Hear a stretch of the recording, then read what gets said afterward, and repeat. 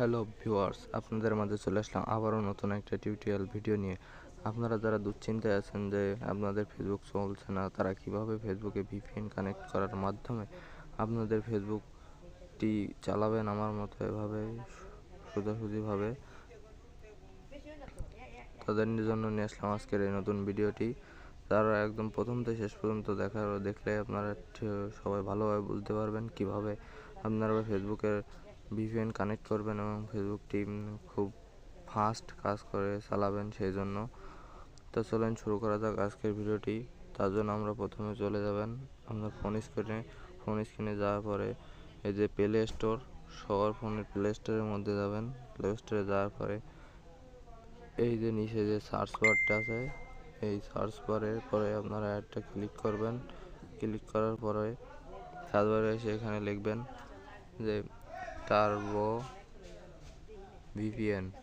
আপনার যার যেটা ইচ্ছা সেটা ভিপিএনটি এখান থেকে ঢুকে, কেউ সিকিউর ভিপিএন আছে, সুপার ভিপিএন আছে, যার যেটা ইচ্ছা সেই ভিপিএনটা নিতে পারেন। আমি টার্বো ভিপিএনে লাইট এর মধ্যে ক্লিক করলাম।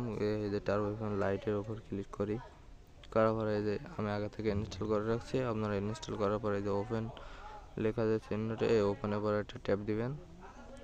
ওপেনের পর ট্যাপ দেওয়ার পরে এই যে এগ্রি কন্টিনিউ এর উপরে ট্যাপ দিবেন। দেওয়ার পরে ভিপিএনটি এভাবে কিছুক্ষণ চলার পরে এটি ফ্রি করে নিয়ে অ্যালাউ করে দেবেন।